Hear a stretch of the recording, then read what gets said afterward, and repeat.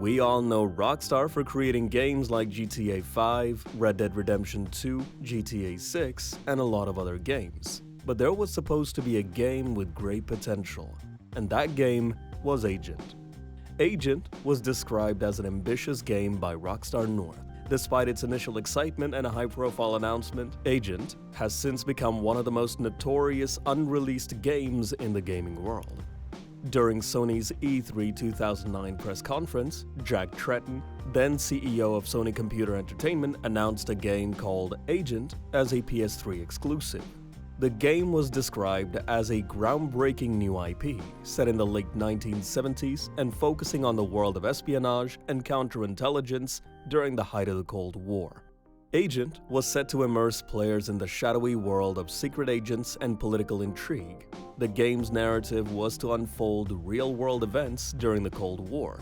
Players would have likely taken on the role of a secret agent working for an unknown government agency, operating in locations around the world, infiltrating enemies and uncovering international conspiracies.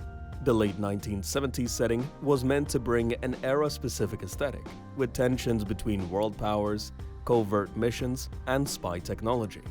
It was intended to be an open-world spy game inspired by the British crime drama The Professionals and James Bond films. Ben Feder, the former CEO of Rockstar's parent company, Take-Two Interactive, described the game as a whole new way of experiencing video games that we haven't really seen before. Agent is a game we have wanted to make for a long time.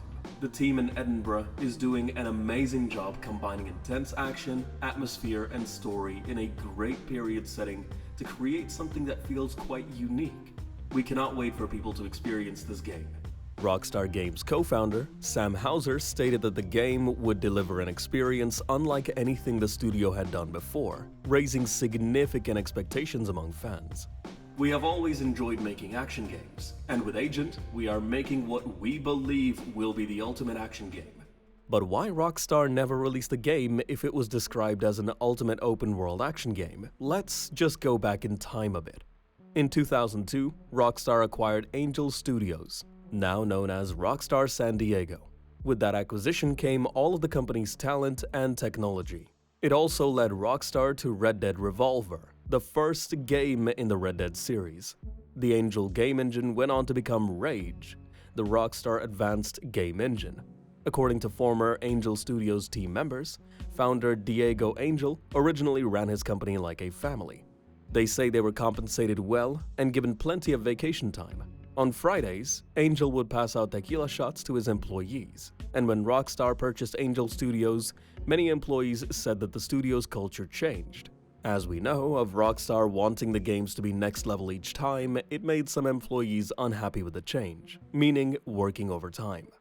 A team member said that Agent was a project for the studio to prove that they were worth the money. Rockstar tasked its newest studio with making a demo, a prototype of what the game could be. For the studio, game development was different from Rockstar's. From day one, the demo had what one developer calls a full-size crew. Team size wasn't the only thing different about Agent's development. From the start, the team worked overtime on the demo. Rockstar told its newest studio that it had a small amount of time to get the project up and running, and that everyone needed to put all they had into it. Basically, everybody was expected to stay at work as long as possible. The idea was, no matter what, you do not go home until it's time to sleep. Before Rockstar, Angel Studios developers said that after launching a project, the studio typically gave developers a week or two off. So if they were working with long hours to get something out the door, they were rewarded with time away from the office. But Rockstar ended all of that, making employees work overtime without a day or two off, even after milestones. And despite these pressures, many on the team were excited about the demo. It was more cinematic than other Rockstar games at that time, with an emphasis on set pieces and historical accuracy. The demo had a level where the player was chased by a helicopter, with buildings exploding, rocket launchers blowing doors off of structures, and hang gliders landing on the roof of the White House. Our demo was a very highly polished, full-fledged game level with a full-fledged mission. The demo impressed the Housers, who gave the studio the green light to go into full production. Agent was set in Washington and also Cairo, so members from San Diego visited both cities and took reference photos, and along the way, staff were detained for taking pictures in both DC and Cairo. In DC, the event passed quickly, while in Cairo, the situation became complicated between Rockstar's staff and the police. Once the teams made it home safe from each trip, photos in hand, developers at Rockstar San Diego got to work building levels from the reference material. Basically, the core of DC was fully modeled. It was all pretty accurate.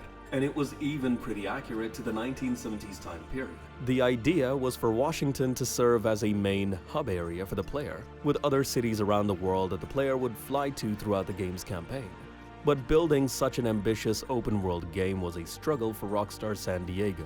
It required major changes to the company's engine, and as the studio was trying to iron out the tech and gameplay, New York City headquarters continually requested that the team needs work on the game's story, adding to the team's stress. Rockstar New York continually shifted gears with what they wanted from the game and its story. And despite the extensive work for many team members, some in San Diego didn't always have much time to work on as things shifted and changed, since the game had been a fully staffed project from the start. The Housers were asking for changes more quickly than the team could keep up with. The team didn't have the story nailed down, it didn't have the gameplay nailed down, and progress began to stall. They were not giving us enough time. We were working really hard on it. There was basically a full crew on it, and even staying up all day and all night, we couldn't get the changes in fast enough. Nevertheless, everyone at the studio kept working. Under this new direction, Rockstar San Diego worked on Agent for about another year. After a year of work, getting the game's engine to a place where it could do open-world games. When the new leads took over Agent in San Diego, some say the game wasn't as far along in development as it had appeared. They say the demo that initially impressed the Housers looked good, but used too many development tricks to be a stable starting point for a complete game.